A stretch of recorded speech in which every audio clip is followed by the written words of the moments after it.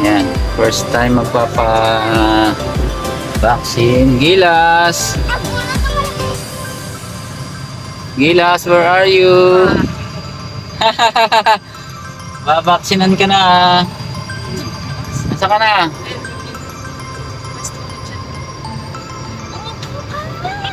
Makikipit mo kasi gilas eh. Wait lang namin si Mami at nag-withdraw. Dahil wala kaming pambayad. Ulit ni gilas. Okay, order. Wala pa akong idea sa mga ganito. Veterinary, mga pet clinic. First time na magkaroon ng alaga.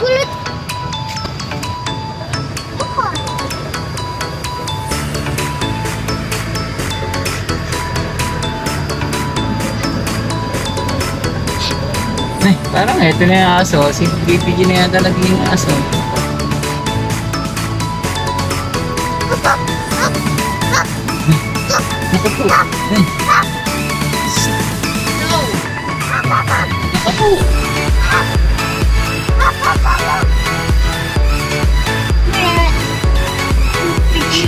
Ano ginagawa ni Gina? Lipat-lipat ako.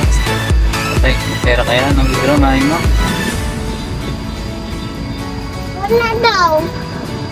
Ah, wala. Wala ba? Wala. Oo, wala may. Titignan ko lang yung parking natin kung maayos.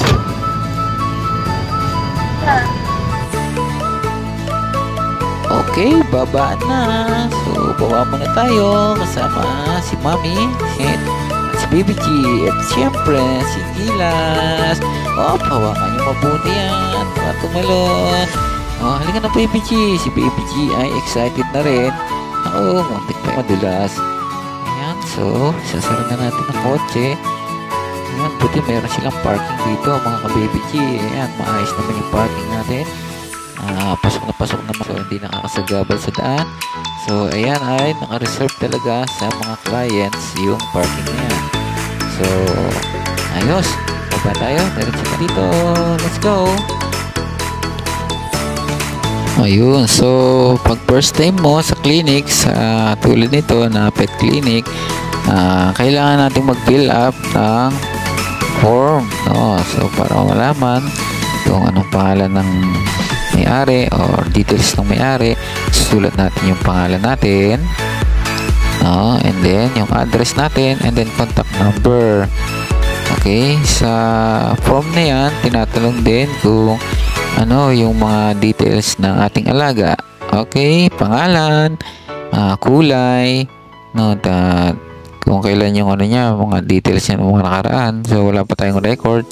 So, fill up lang tayo kung ano yung pwede nating fill up dito sa form. So, sulat lang natin yung pangalan saka yung kulay niya. Ayan. So, excited na kaya si Gilas. Ayan. Siguro, ito na yung magiging ano natin, details para sa mga susunod nating check-up. At ito rin yung magiging paraan para sa ating vaccination card, no? Ayan. Fill up lang tayo. Ayan, tingin ko na yan. Pumirma na ako. No, katunayan na tama ang ating mga. Ayan, so pasok na tayo sa loob ng clinic. First time namin na pumasok sa pet clinic. Kasi nga, first time lang ulit namin magkaroon ng alaga. Ayan, si Gila. So, kinuha na siya ng assistant. So, tinimbang na si Gilas. Ayan, kausap na namin si Doc. So nilagay muna siya sa table. Doon yung pinaka ano nila, doon sila nilalagay, no, yung mga pet pagka chine-check up. So ayan, si Doc Celso. Ayan, kausap na natin siya. So kinukuha niya yung details kung kailan yung unang bakuna ni Gilas. So, chine-check natin sa cellphone para ma-confirm natin kung kailan ba talaga. So, yung details na yan ay bigay ng unang may-ari. no. Shoutout nga pala sa unang may-ari, sa mami ni Gilas, no. Ito, binibigyan na natin yung details ng unang deworm, second deworm, at yung kanyang first vaccine. Ayan, mabait si Doc, no. So maayos siyang kausap. So siyempre kailangan ni Doc yung mga details na Gilas bago siya simulang i-conduct yung anumang procedure para sa kanya.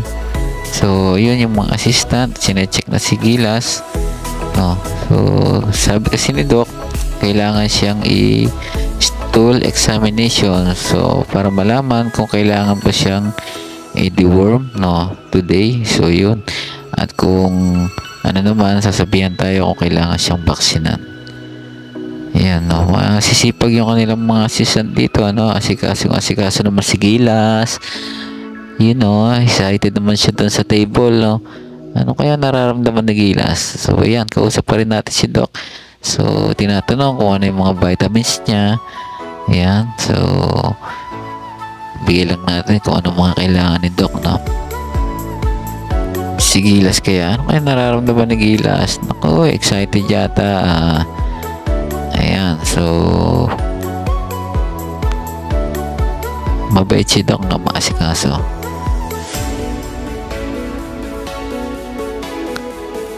Ayan.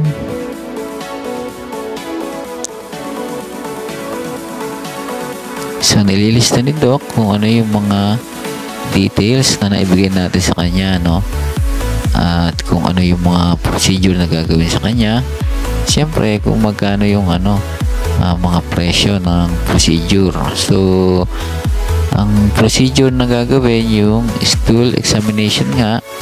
So ang halaga na yun ay 250, and then yung isa pa na ikakandak sa kanya ay nga yung deworm. So ang halaga ng deworm sa kanila ay 250 rin.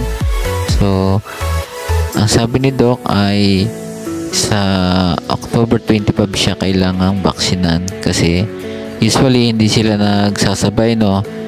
Especially tuta pa si Gilas, so hindi nila pinagsabay yung deworm at yung vaccination. So today ang ikakandak lang sa kanya ay yung kung saan magbabayad tayo ng worth 500, no.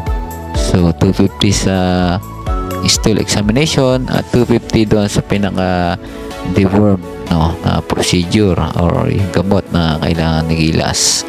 Okay, so yun ang first vaccination card ni Gilas. Yun na yung lagi niyang magiging record. So tuwing siya ay magpapacheck naman yung kailangan niya, ting tayo ay pupunta sa clinic, so meron na siyang gagamiting vaccination card or record para sa clinic nila, no. Hello Gilas, kumusta ka na? Excited na yata. Ayan, happy, mukhang malamig sa table.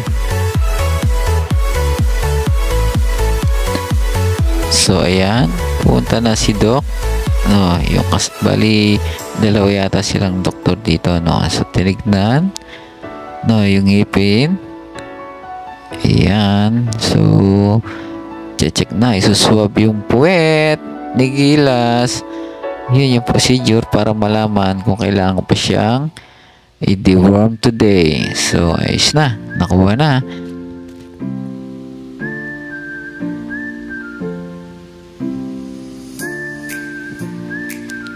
Ayan, so tanong-tanong muna tayo sa assistant, no. So mukhang sanay talaga yung assistant. So ito na. So ito yung tinanong ko kung anong gagawin sa deworm. So ito pala ay oral, no. So siya ay tablet, isusubo kay Gilas. So akala kasi namin nung una ay vaccine siya, no, bakuna, pero oral, kumbaga yun, pinalunok ang gamot kay Gilas. Wow, galing naman ni Doc, sanay na sanay talaga, no.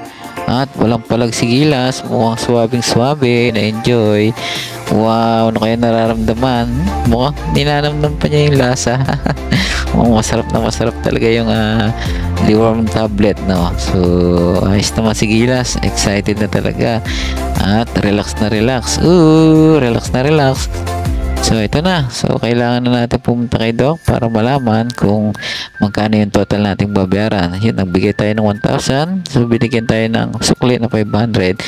Ayun, paalam na tayo. Maraming salamat. So kay Doc Celso, no, salamat sa pag-aalaga at pag-aasikaso nyo kay Gilas. So balik na lang kami sa October 25. Muntik pang malimutan si Gilas. Sorry naman.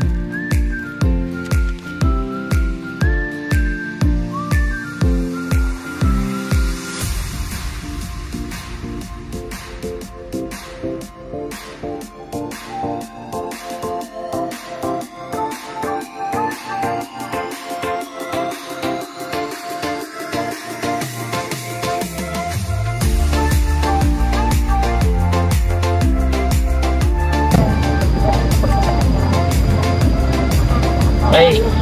So, salamat sa pagsama sa amin sa papa-check up para malaman kung kailangan bang vaccine siya or deworm. So, ang ginawa lang kay Gilas ay deworm update at babalik kami sa October 25. So, yun lang. Always remember, dapat laging happy lang